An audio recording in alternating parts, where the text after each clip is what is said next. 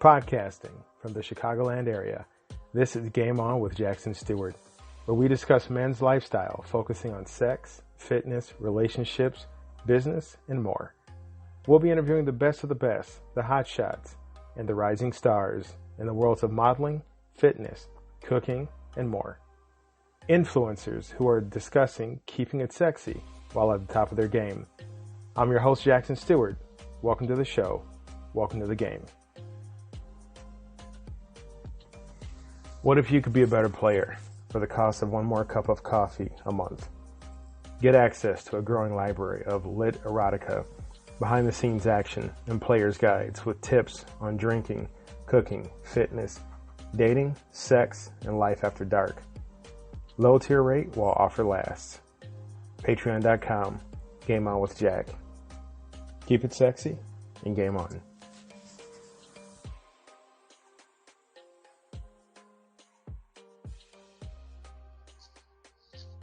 What's up, good people, sexy people? Welcome to another episode of Game On with Jackson Stuart. I'm your host, and as always, I appreciate you taking time out to listen to tonight's topic or whatever we're discussing, but also I appreciate you taking time out for yourself, because this show is about leveling up, men's lifestyle, being a better you, being the best you can be. And so the time you put in with me is the time you're putting in with yourself, and I appreciate that, because every good person just makes the world a better place. Couple of announcements. I like to keep you guys informed of what's going on. We've got Game On with Jack.shop. Enroll free for classes and workshops. Free guys night out guide / mini workshop is available. Also, we're going to be unveiling the alpha class, hopefully, I'm going to say into August, and I'm super excited about that. There will be a coupon, because this won't be a free class, but there'll be a coupon / discount code available for you to use. You'll be able to get it here on the show, and it'll totally, help out with the cost of things, and I think you will find the whole class / system beneficial to leveling up. Sign up for the new Game On with Jackson Stuart email list, and you get a free 15 Confidence Commandments Now download. So that's Game On with Jack.aweb, AWEB as in boy .page. Swing by Patreon / Game On with Jack. You can subscribe to get Game On Guys, 2 tiers, intro tier, and there's the After Dark tier, where you get all the saucy little goodies I like to cook up. And of course, make sure you're checking me out on Instagram, Jackson Stuart 2, and Game On with Jack, as well as Twitter, and throwing out some new shorts on YouTube. I think you guys will enjoy it. So, and also with YouTube, if you have not subscribed yet, please go to the channel, and you can get it to the channel through the hide page link right here on the podcast, because it's got that long ass YouTube name right now. But if you go there, you can get to YouTube. Please subscribe. Once we get that, we get that site all filled up. I think it's 100 people. We're not that far away. Then I can actually name it Game On with Jack, and we can really start having some fun over there on YouTube. So appreciate it. Check it out. Subscribe, notifications, all that good stuff. Tonight's show is one of my favorite shows to do, or one of my favorite types of shows. It is Ask Jack. And I laugh because I get some wild comments, more so than questions, but it's where I like to poll you guys, and you all send me your questions back. So I appreciate it, because it shows me and lets me know that what I'm doing here is worthwhile and it's reaching you guys. So thank you very much. Lots of gratitude on that. And I've got, tonight we got about 12 questions we're going to go through, and, give you guys the answers that you need, maybe not the answers you're looking for. And let's get to it. So first up, we've got from Bobby C. Jackson, great show. Enjoy your topics. I appreciate that, Bobby. Thanks. Quick question. Should I ask a woman I'm starting to date how many guys she slept with? Ooh. Yes, kids, the questions run the entire spectrum of topics here. So, Bobby, it's a good question. I'm glad you're actually thinking about that, because at the wrong time, that question could be deemed offensive, right? Like, you know, you've seen her at a coffee shop repeatedly, and one day you go up and say, hey, you want to get dinner sometime. She's like, yeah, that seems cool. And then you're like, before we go out and grab a bite, how many men have you slept with? Why is it all about timing? Well, if you ask it too soon, you just come off like you're a big ass like freak. Like you're just only value she's bringing to your interest is that you just want to bet her. You just want to get her in the sack. You want to screw her and then move on. So asking it too early is inappropriate. Asking it too late, especially if it's like in your mind because you want to know, well, that's been sitting in the back of your mind and it could be causing you to kind of fuck up your relationship with her. You could be having resentment. You could be having, doubts because you're just so concerned about how many people she slept with. There's two schools of thought if this is even an important question. If the person is with you and you guys are actually building a relationship and there's no health concerns because of sexual, promiscuity or what have you, then like really who cares? The past is the past. They're with you right now at this moment.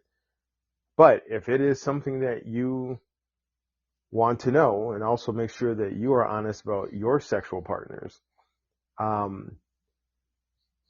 probably a good idea to ask, I'd say ask after you have become intimate at least 2 times.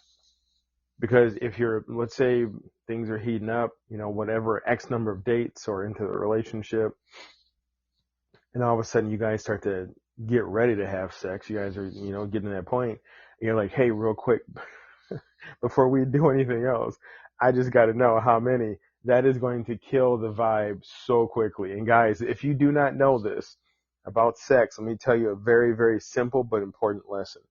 Men have sex to feel good. Women have to feel good to have sex. One more time. Men have sex to feel good. We have sex and we feel like king of the world. We feel like we could, especially if it's great, amazing, mind-blowing sex, we feel like we could take on anything. Women have to feel good to have sex. If a woman is not, if a woman doesn't feel good about herself, she doesn't feel good about you, she's not feeling good about your connection with her, she's having a bad day, whatever, sex is going to be terrible for her because for women, it's just their emotions come first and then they get into the intimacy. Guys are backwards that way. And that's why they say for women, sex starts between their ears rather than between anywhere else. So Bobby C, the answer to that question is, I would say, really decide if you have to know. And if you have to know, wait until at least 2 moments of intimacy before you bring it up. And bring it up gently and bring it up with your numbers first. You could just say, hey, we're obviously moving towards something. And I just want to let you know that my sexual past consists of X amount of partners. And then leave it. Because if you pause, that means you're waiting for her to answer. She's going to pick up on that quick. So you say, hey, I've had, 10 partners, and I just wanted you to know that. And then, like, walk away or change the topic, whatever. And then that will give her a clear indication that it's safe for her to divulge her numbers. If she doesn't divulge them or tell you, you got to decide if you really want to, if this is a hill you got to die on. So good luck with that, Bobby. Do your best not to screw that one up, man. Next up, game on. Is it wrong to have a preference of race when it comes to dating? This is from Chi-Town Lover. Oh, that is a good question. So here's as somebody who has dated interracially, everybody's got a preference for anything when it comes to dating, whether it be height, body build, if you like partners who are very thin or thick with 2 C's, whatever it is, everybody's got a preference, right? I think it is wrong. Look, if somebody asks you out and you're just not attracted to them physically, you're not attracted to them physically. That's just the way it is. If you won't date somebody because they are Asian, then that's different. So like that means that I don't date this label of people, and you have to figure out why you don't date that label of people. Well, I don't date that label of people because I don't like how they treat their men or treat their women. So now you are stereotyping. If there is just, if you're just drawn towards a certain type of skin color, regardless of what you believe that skin color's ethnic basis of, like, let's say, like, I know some people who only like people who are very tan. Now, that might mean that they're black people, with a certain type of brownness to their skin, white people who tan, Latinos, certain Asian groups are darker. So that the darkness of skin opens up a wide variety of people that they're interested in. Just like I know people who like very fair skin, hell, almost pale people. So that just doesn't mean white. Um, there are Latinos, there are Asians, there are even some Middle Eastern groups that are fairer complected, lighter skin. So you can like what you like physically. That's fine. Everybody's got a preference or a certain type they're drawn to. But when you make it about stereotypes, then yes, that is a problem. Now, if that all having been said, if you don't like a particular group and somebody from that group asks you out, then it's up to you to turn them down gently without bringing out the obvious reason why you don't like them. So you can't say, for example, oh, well, you know, I would date you, but I don't date people from the Middle East. Like, there's no need to say that. You just say, oh, I appreciate that, but I'm just not interested. I'm just not looking to date right now. You don't have to air out all your concepts about race and ethnicity. So, Chi-Town, I appreciate your honesty. And I would say that, if race or your perception of ethnicity is an issue with dating, I would really challenge you to completely explore what it is you think about a particular group, because I guarantee you're probably wrong. And why do I say that? Because I know a lot of people from a lot of different groups, and one of the great unifying statements is every group has its pros and cons. And, I've been fortunate to know that in such a way that, I see everybody as everybody, so good luck with that. Next up, we have AD 1989 asks, heard your show with the Nowist expert. How do you stay in the moment? Guys, if you have not heard, Billy Mandarino is the Nowist. He's a real estate tycoon, but he's also an author. He's got this great series of workshops based on Nowism, which is living in the moment, letting your thoughts exist in the now, right now in the present, rather than what most of us do. We have the guilt of yesterday and the worry about tomorrow. And he was a guest, I think 2 months ago, I want to say, something like that. If you haven't heard that episode, go back and listen to it. Not because of my ass, but because Billy really gives great insight. And AD, I'm glad you mentioned that. You're asking me how I stay in the moment. That is a challenge for me, because I do a lot of planning, right? And I think a lot of people out there who do planning do struggle with being in the moment, because you're trying to like schedule things and you're anticipating reactions and so on and so forth. What I try and do is, I make to-do lists, I write down things, I calendar things, and once they're on paper, I mentally walk away from them. I don't stay in that thought process of, okay, well, I got this podcast guest on Thursday and today's Monday, and now I'm thinking, once I write it down, I don't think about what I'm going to say or how it's going to go, or, so that's one way I do it. I meditate a lot. Although some people are like, shit, Jack, you're so wound up. You sure your meditation's working? And I meditate a lot. I try and stay in touch with nature, just simple things like walking. I love to hit the gym a lot. So being in the gym really makes you focus on the moment. I've got a background in martial arts, and in boxing. And one of the things that I always found out anytime I got really, really fucking hurt is because I was not in the moment. My brain was either what happened at work or what happened here or there, or what happened with school, or what's going to happen at work, what's going to happen in school, what's going to happen with this, that, and the other.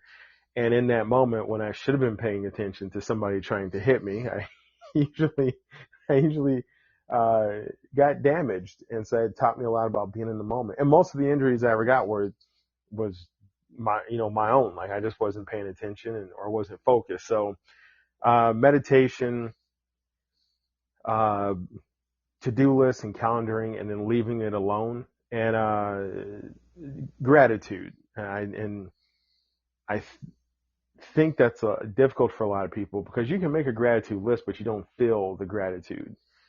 And that's something that I definitely have to practice. And I think everybody does, but just when you focus on what you're grateful for, it really does make you think about right now, because you can't think about being grateful for things that are in the past because they're not present. You can't be grateful for things in the future because you don't know what's going to happen. So being grateful, filling yourself up with gratitude right now in the moment makes you stop and think about the present. So, great question. Thank you. And Billy Mandarino was an amazing guest and just an awesome guy. And definitely check out his interview. And he has a book too. I believe it's called The Nowist. So check him out. He's got a podcast. He's on Twitter. So if you check out Billy Mandarino, tell him that Jackson said hi. He was really fun to talk to. Next question. You seem anti-nice guy. Damn, do I? Are you really, and why is that? And that comes in anonymously. Okay, well, anonymous, I'm sorry. I don't mean to come off anti-nice guy. Here's the thing. Am I anti-nice guy? Yes. But I'm pro good guy, good man. Here's the difference. And I've said this before, and we had a guest, and we were talking about the nice guy versus the good man. You've heard it before. I talk about Superman, right? So Superman is a good man. Superman is like the epitome of just a good person, a good heart.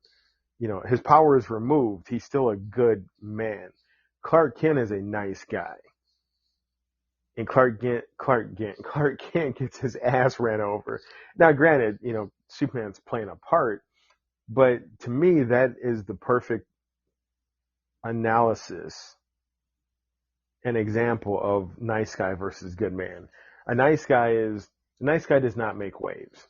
A nice guy does not speak his piece. A nice guy does not draw boundaries and enforce them. A nice guy does not speak his mind or let his wants and desires be known.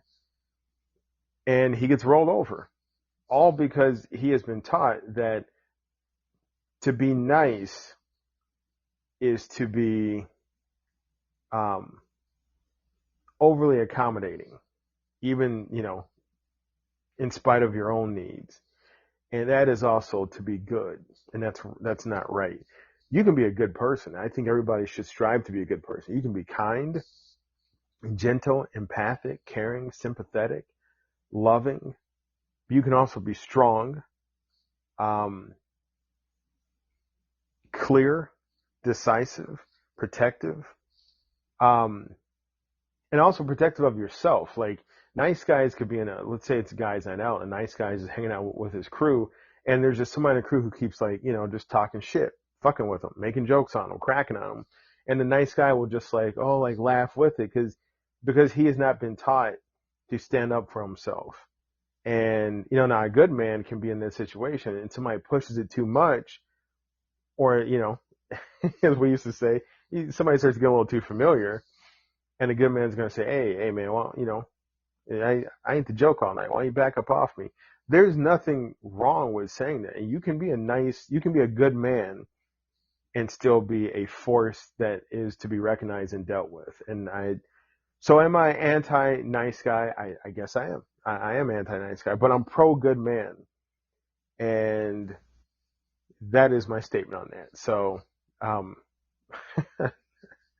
moving on, Norman V writes in, Dear Game On with Jack, Do I go after a girl who's canceled on me twice? Ooh, Norman, good question. So here's the deal with that. Um, Life happens to everybody, right? You're out and, some people call it bad luck. Some people call it attraction. It's just, shit just happens to you constantly.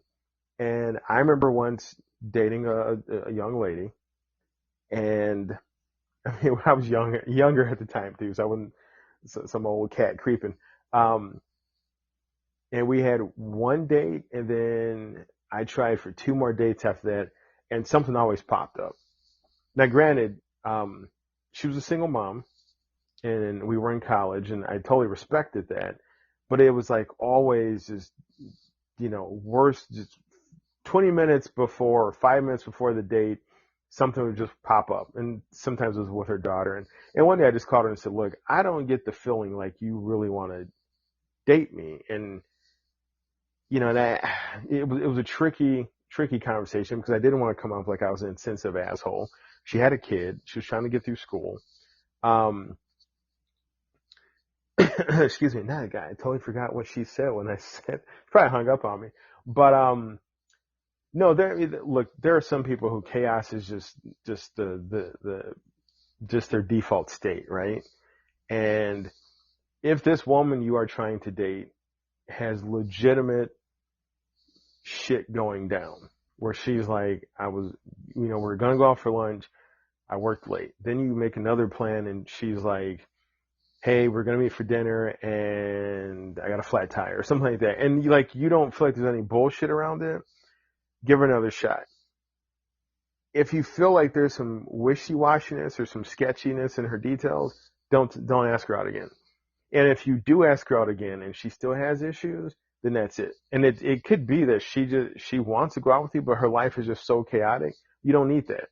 And honestly, she doesn't need it because she needs to get her chaos straightened out and not be trying to hook up with anybody until, her shit's good. So, Norman, I'm going to say, if you have any inkling that she's not telling the truth, then yeah, no, don't ask her out again. Don't pursue. If you feel like these are just really honestly bad timings that have gone down, give her another shot. And if that doesn't work again, then you're out. But also her cancellations better be like good cancellations, like something with work, something, with transportation. You can tell how she canceled. Like if she cancels, 5 minutes before and she's telling you like, this just happened. Okay. But if she doesn't talk to you and stands you up and you got to hear about the next day, then definitely bullshit. Don't pursue her because nobody in today's world, we have 9 trillion ways to communicate. Like we'll probably be doing telepathy next year. There's no reason why somebody can't get a hold of you prior to standing you up and letting you know, like, hey, I'm sorry, I can't make it. Like that's, yeah. So if there's been no communication before she cancels, or like she cancels after she stood you up, then definitely don't pursue her. So you got 3 things you got to think about, 3 scenarios, and I know they'll work out for you, Norman. Good luck. Next question. I hate taking a rest week when working out. Is that a bad thing? Gym Rat 2020. Well, Gym Rat, first up, medical disclaimer, I am not a doctor. I am not a licensed physical trainer. I'm none of those things. But I am a man who likes to work out. And I think, I remember reading LL Cool J's book on fitness, which is a great book. And I mean, shit, look at LL Cool J. The guy's a beast. I love him. He's great.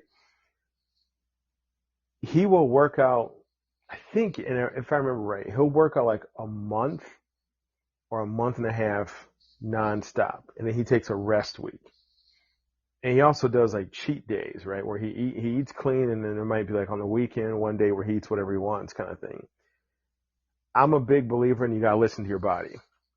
And if you hit it too hard, let's say you're working out 5 days a week. You do that for about a month and a half, even just a month, and your body's going to start to break down. Because here's the thing about a rest week. Don't get in your head that that's a sign of weakness. Don't get it in your head that you're losing progress in whatever it is you're doing with your body, whether it be cardio, weights, some combination of the two, working on endurance, working on getting leaner, whatever. If you do not let your body rest, you will tear it apart. I mean, we let our cars rest, right? When we put it in park and we're getting out of the vehicle, or we're talking to somebody, we turn the car off. There's no reason to let it just idle. If it's not being used, we let it rest. We get the oil change. So a rest week is actually a good thing. You really want to consider, a scheduled week off where you don't hit the gym. Maybe you work in some light stretching, so you don't tighten up too much. But yeah, there's nothing wrong with a rest week. A rest week is not a bad thing. And we've had two fitness guests on here recently, who even stated that people need to see that resting is actually the other half of exercise, but together those halves make fitness. Don't look at resting as like the negative of exercise. It's actually part of your fitness regimen. So, good luck, Gym Rat. I like the username. That's pretty good. Break Bad Baker. I like that. Break Bad Baker. I've never seen Breaking Bad. You guys are going to lose your minds when I say that. But yes, I've never seen it. I got people who are, oh man, Jack, I'll give you the whole season on DVD and blah, blah, blah. I don't know. And trust me, everybody on the cast is phenomenal. I've seen them all in different productions. So they're amazing, but I don't know. It's just not doing it for me. Break Bad Baker asks, cake or pie? That's funny because that's one of the questions I love to ask guests. Both. God, I love cake and I love pie. But here's the thing. I really just like fruit pie. Don't bring me that French silk shit. I mean, I'll eat it. Don't get me wrong. But nah, man, you got to give me that apple, right? Just regular crust too. Or you could do that crisscross crust. Oh, so good. Dutch apple's okay, but it's a little too sweet. You got you got a lot of that brown sugar and stuff on top. But yeah, give me an apple pie. Give me a cherry. Tart ass cherry pie. Love it. Key lime, definitely. I like blueberry still. I love blueberry pie. So yeah, those are my pies. Cake, shit. Chocolate with chocolate icing.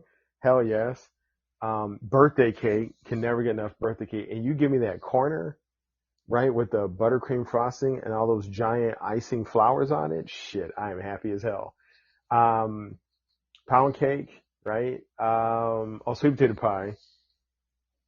German chocolate cake, but it's gotta be done by somebody's mama. Don't give me the store-bought crap, because I can taste the difference. It's not that good. Not big on cheesecake, although, I eat it every once in a while. But, yeah, cake. Oh, but I tell you this, I like coconut cake a little bit, but I hate lemon cake. Lemon cake is gross. But I do like caramel cake. And there's some women I call caramel cake, and they know who they are. And I appreciate them for everything they bring to my life. Next question from Anonymous. Jackson, who inspires you?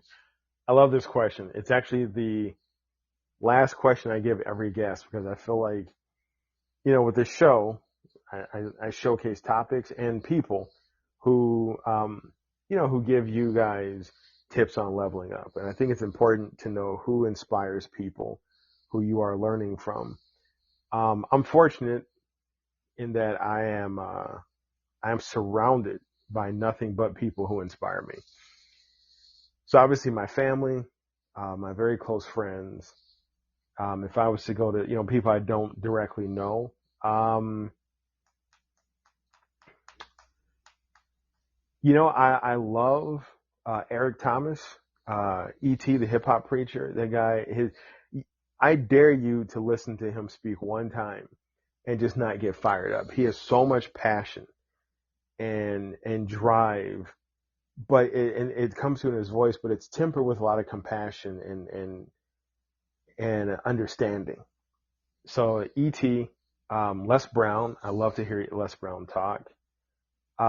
Zig Ziglar, I'm going to go back a bit. I'm going to go to Jim Rome, Napoleon Hill, Bob Proctor, everybody on The Secret. And if if you've never seen The Secret and you've got this negative concept of the law of attraction and what it means, and you think it's some weird, Jedi mind trick, mumbo jumbo. I challenge you to watch The Secret. I challenge you to read the book, and you're gonna go, wow, I never thought about that. But everybody in that, all the teachers in The Secret are inspirations because they just, if nothing else, they just tell you that the way you think impacts your life. And I don't care what school of thought or religion or philosophy you subscribe to, they all say that. The way you think determines how your life is. So those are people who inspire me. And then, you've got the greats. You've got the Martin Luther King Jr.'s. You've got the Mother Teresa's. You got the Gandhis. You've got the, people on podcast or interview people. I love, I love Gary Vee. Gary Vee is an amazing inspiration. Robert Benjamin, amazing inspiration on YouTube. Oh God, there's so many people, but right now I'm on the spot. It's my show too, and I'm on the spot. I just about all the guests I've had have inspired me in different ways, because they, I walk away from each interview a better version of myself because I've just learned something from these people and their drive and their trials and their willingness to just stick it out because they believe in this thing that they've taken up, this idea, this project, this video, this dance, this music, this whatever it is that they're doing. So yeah, I mean, just like I said, I'm very fortunate because I'm surrounded by inspiration and Anonymous, I hope you are too. Inspiration is very, very important. Next question. Oh, this is a good one. This is from C Money. I'm always the first person at a bar or a restaurant when there's a group getting together. I feel your pain, C Money. That's usually me too. This pisses me off. What should I do about it? I love this question because I used to be this person. C Money, I used to be you. I was always the cat that would show up early. They're like, oh yeah, Jack, show up at 6 and get a table and we'll all meet you up there. So I'd get there at 6.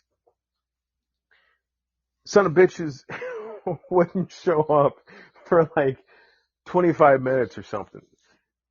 So what I started to do was find things I enjoyed about getting there early. So for example, if it was a bar or a restaurant had a bar, excuse me, I'd get a table and then, I'd put my name down or whatever.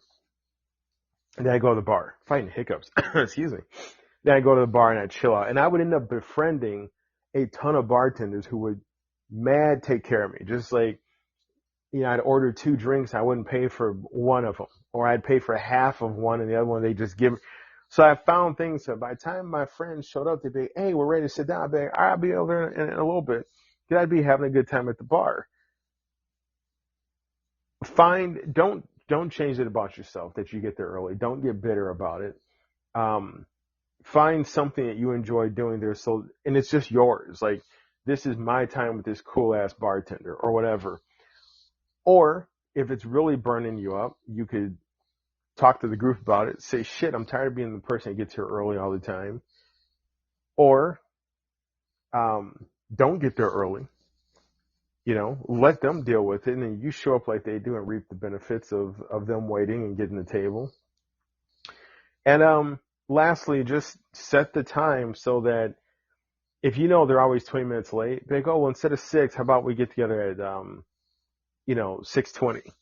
And I'm like, oh yeah, we could do that. And then you show up at 6:40 kind of thing. So there's different ways to handle that. Don't get pissed off about it. Don't let it burn you up. I've been there. Because I like to say I should say because, proper English, because it can just cause resentment to build up with a group that you really do enjoy. But I'd say try the first option. Try the first try the first thing where you get to the bar and chill out and have a good time and make some friends over there. And especially if it's a hot bartender, let that work to your benefit there, see money, and you'll find I think you'll find that early waiting period is yours and you get to enjoy it. Next question is from Anonymous. Anonymous writes, I want oral sex, but I'm stumbling to figure out how to ask the person I'm dating. Well, much like, who was it? Much like Bobby C, this question is all about timing. So, a couple ways you can handle this. You could sit down and have a conversation like, hey, is there anything sexually you ever want to ask me to do that you don't feel comfortable? And that also opens the door for you to say what you want. So we're all grown ups. That's a nice way to handle it. You want to make sure that the timing is right. You don't want to,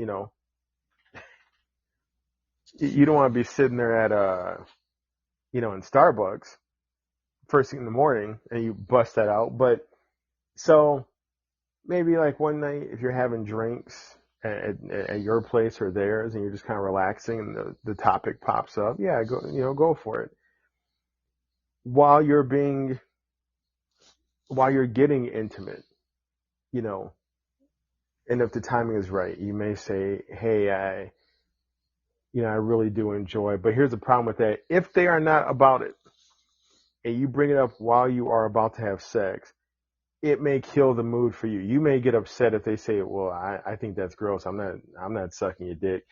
And then you're going to be like, what the fuck? And then all of a sudden, like, I slap my knee like, what the fuck? Then now you've got a problem and you may want to address it, but that's going to kill the mood. So I'd say, one night chilling out, at somebody's place and just, grab a drink and just talk and just bring it up so that it's an invitation for them to talk about what they want. And that should flip around and let you have a conversation about what it is that you want. And, don't force the issue. Just let it organically, the conversation grow and let it come out. And I realize saying grow and come out while we're talking about oral sex. Whoops, couldn't have planned any better, but good luck, Anonymous. Next question from Andy Garza. Have you ever been a simp? Ooh, shit, that's a good question. Yes, I'll admit it. And I think any man who tells you he's never been a simp is lying through his teeth. We have all been simps. If you don't know what a simp is, easily put, a simp is a man who goes out of his way to do a lot for a person, usually a woman that he's interested in. And he breaks his back hoping that it'll work out somehow to his favor in terms of like romance or interest in him from her.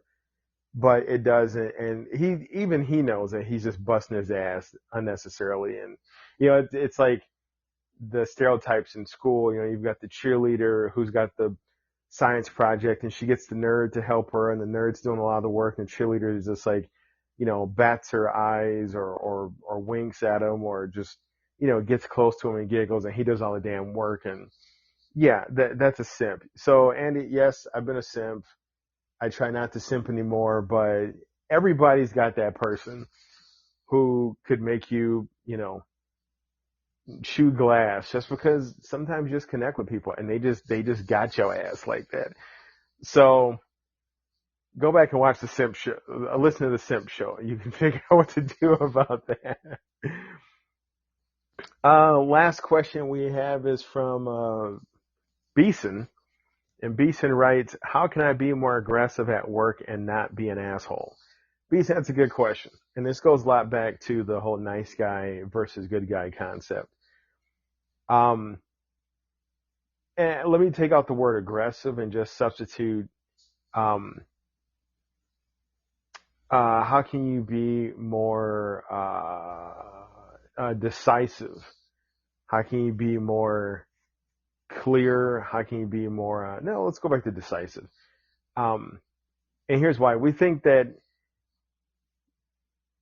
it's either one or the other. You're either nice and letting people walk all over you, or you're like, beating your chest and raging against the world and telling people don't fuck with you and I better get this promotion and I better be the team lead, etc.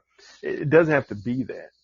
You can be nice at work. And I mean nice by like, you can be good at work. I'm sorry.